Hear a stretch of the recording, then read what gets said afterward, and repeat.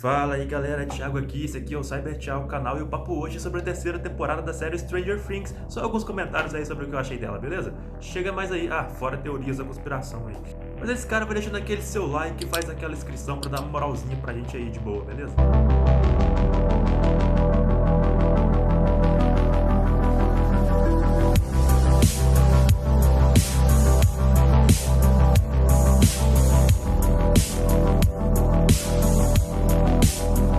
Stranger Things conta a história daquele grupo de crianças lá nos anos 80 que tá aí tendo altas aventuras envolvendo um certo mundo invertido, o Upside Down, na pequena cidade de Hawkins. A gente tem ali muitas referências dos anos 80, desde a temática até mesmo as vestimentas, figurinos e tudo mais. Sei que todo mundo está cansado de saber da série mesmo. E essa terceira temporada continua naquele climinha que teve a primeira e a segunda temporada, só que dessa vez a molecada tem um desafio diferente aí, que é o próprio fato de crescer ali, né? Eles estão naquela fase da puberdade, dá pra ver isso pelos próprios atores que estão com um desenvolvimento aí diferente em relação ao que eles eram nas temporadas passadas. Todos naquela fase chamada fase espigão, ou seja, que você começa a ficar compridão com as pernas finas. É mais ou menos isso aí, como a gente fala aqui. E a série mostra esse novo período de vida deles e essa nova dinâmica de relação entre eles, né? Um certo afastamento a princípio, depois uma certa reunião de novo, que acontece por conta dos eventos paranormais que continuam acontecendo ali. Agora com o quê? Com a inclusão aí dos russos na parada. Claro, anos 80 tem que ter os russos no meio, não tem como. São eles aí os vilões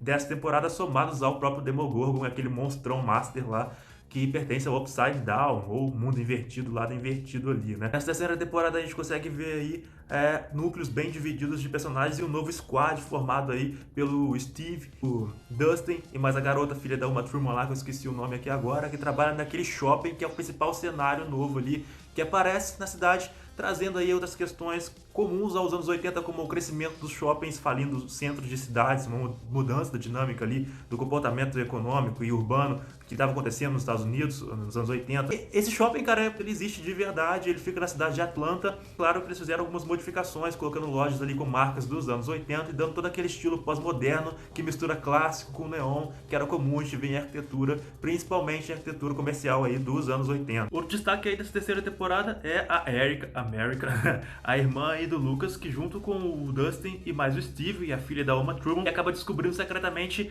a base russa subterrânea ali, uma coisa que nenhum agente super conseguiria fazer.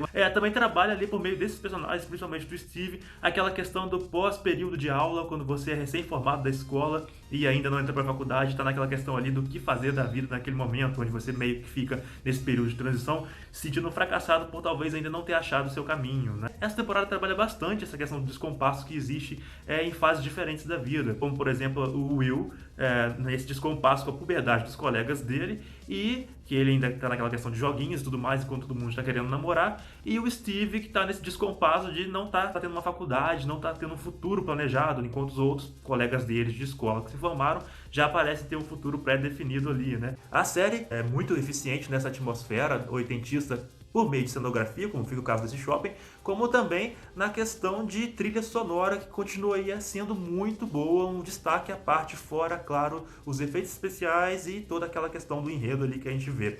É juvenil, mas tá com uma pegada um pouco mais terror agora, o monstro tem uma questão ali bem mais nojentinha, lembra até aquele filme da Bolha Assassina, outros filmes de terror B dos anos 80, sem falar, claro, a referência explícita que todo mundo tá cansado de saber nessa altura do campeonato, ao próprio Exterminador do Futuro, um filme que era daquele mesmo período, De Volta para o Futuro também, que até aparece no filme, e a Jurassic Park, por exemplo, a cena que o gigantesco Demogorgon feito de pessoas tá se aproximando ali naquela selva, naquela mata, onde vê as árvores tremendo, o tremor de impacto que ele sente em determinado momento, essa questão toda aí. Fora essas referências cinematográficas oitentistas, a série também traz referências com teorias da conspiração, como o próprio projeto MKUltra, também é o projeto Stargate, que foi um projeto dos anos 70 nos Estados Unidos. O MKUltra consistia num projeto norte-americano aí, secreto, de controle de mente e tortura, que tinha como objetivo criar o soldado perfeito, que era ativado ali por meio de palavras gatilho, que eles chamam, né? Do nada o cara, de repente, ele não sabia que ele era um agente e passava a ser a partir do momento que tal palavra era ativada ali, e era por meio de várias torturas que ia criando uma espécie de compartimento.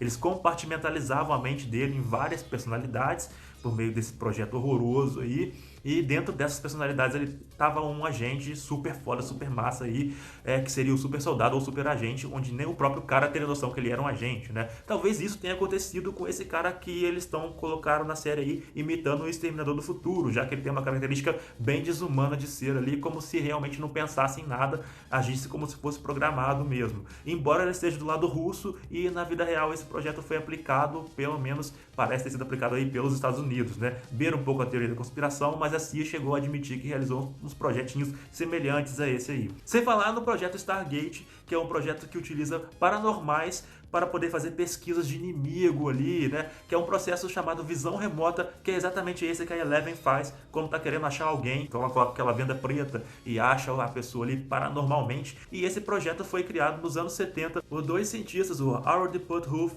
e o Roshan Tag, na Universidade de Stanford, e foi um experimento aí também que envolve essa característica, né?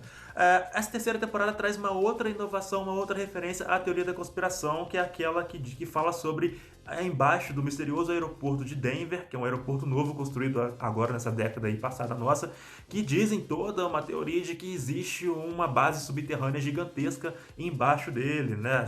Que pertenceria a alienígenas ou aos Illuminati. Então isso meio que pode ter servido de referência para essa base russa que a série mostra aí nessa terceira temporada, embaixo desse shopping pós-moderno aí. Outra curiosidade dessa terceira temporada aí é que o novo vilão, controlado pelo Demogorgon, o novo hospedeiro aí, que é o Billy, que apareceu na segunda temporada, é interpretado pelo ator Dake Montgomery. E eu não sabia, mas descobri agora aí que ele fez parte daquele filme dos Mighty Morphin Power Rangers novo aí, que não caiu tanto assim na graça do público, não. Com relação a Eleven, a gente percebe uma personagem que está desenvolvendo um pouco mais de sua personalidade ali de forma mais forte. A gente vê ela naquela questão ali, escolhendo a própria roupa.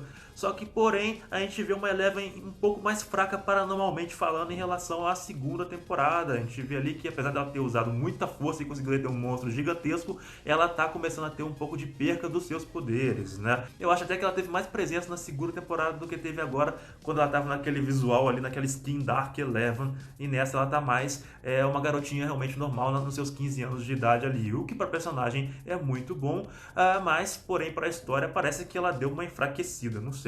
A gente vê a personagem da Winona Ryder ficando mais ali em segundo plano, como se fosse realmente um ponto de apoio pro Hooper, que é o pseudo-namorado dela, ou o novo pretendente dela aí, que, por sinal, eu não acho que morreu naquela explosão daquele troço que os russos usavam para poder abrir o portal. Eu acho que ele foi realmente levado, até porque a gente via, né, que quando as pessoas eram atingidas pelaquela descarga elétrica daquele negócio, elas viravam uma geleia de carne. A gente não viu essa geleia de carne presente ali onde o Hooper estava. Então, provavelmente, o americano, que no final da série eles dizem estar lá naquela base secreta subterrânea Rússia, na Rússia de verdade, é o próprio Hooper. Então fica essa teoria ali. A quarta temporada vai coincidir com o ano de 1986 aí, pelo que parece, já que essa se passa em 1985. Então, em 1986 aconteceu o quê? Chernobyl. Será que vai ter alguma coisa a ver, algum incremento desse fenômeno aí na história na quarta temporada envolvendo o acidente de Chernobyl e o mundo invertido, o Upside Down? Bom, a gente vai ter que esperar a quarta temporada aí para poder ver, mas se acontecer, vai ficar interessante, vai ser trabalhado de uma forma própria do universo Stranger Things aí, sem qualquer semelhança com outra série, como por exemplo a série Dark, né?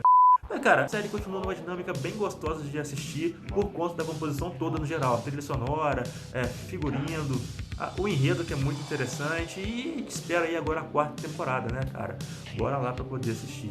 Beleza, é isso aí que eu tinha pra falar sobre a série hoje. Valeu, abração.